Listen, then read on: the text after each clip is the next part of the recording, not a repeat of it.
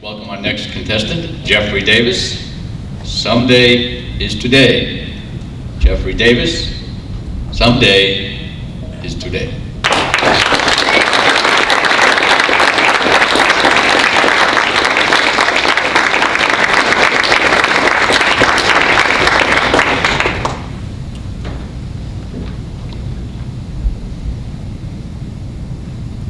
What does it take for you to make a change in your life?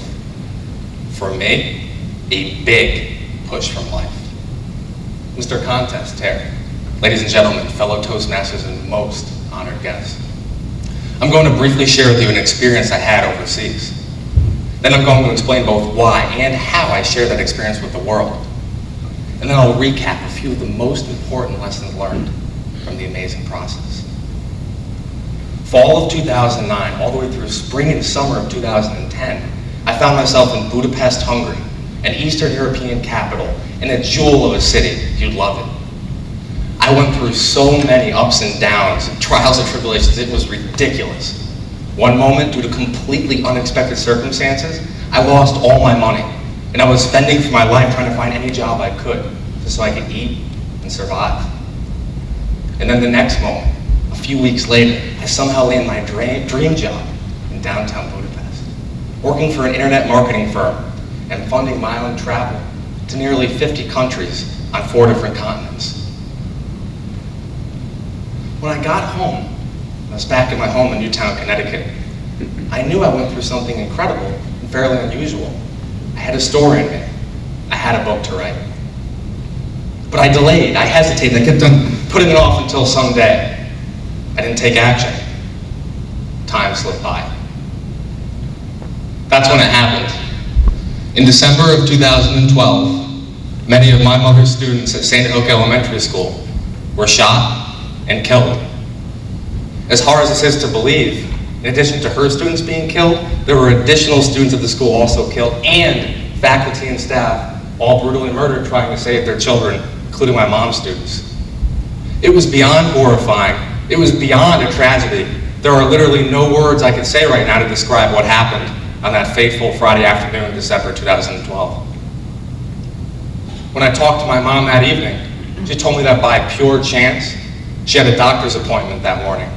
And she left the school moments, I mean moments, before the shooter arrived, narrowly escaping death. I needed a wake-up call from life, and that really woke me up.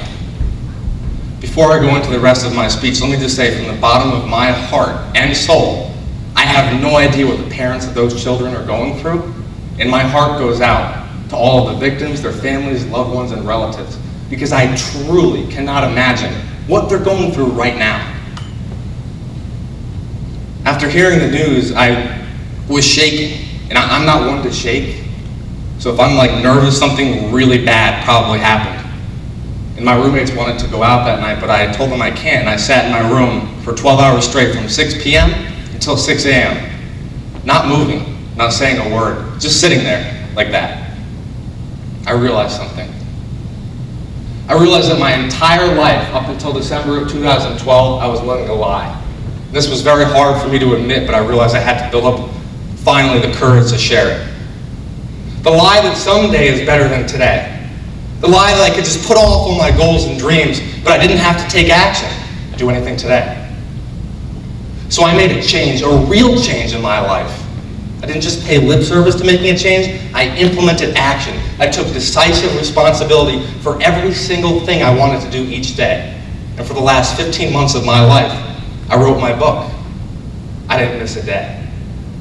I spent mornings, lunch breaks, afternoons, evenings, weekends, whatever I could, writing this book.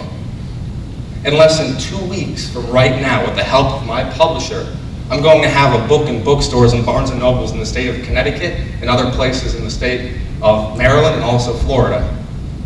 And not to mention the fact my publisher is going to help me market this in over 250 radio stations. It was not easy. It was not a walk in the park. Let me share with you what I learned from this remarkable process, because it transformed me in ways I never would have imagined. It was such an incredible feeling to get that deal from my publisher, and I had to go through so many rejections.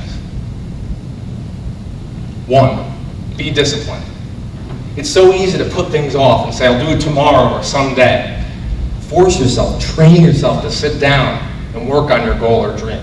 Even when you're overwhelmed or tired or you feel like giving up, just make that small, incremental progress, and I promise you it will pay off in the long term. Number 2, collaborate with others. I'm fiercely independent and I tend to do things on my own, but what I learned from writing this book is that people want to hear your story. They want to help you. Go to networking events and connect with mentors who can give you advice, strategies, know-how, and knowledge that you wouldn't have known otherwise.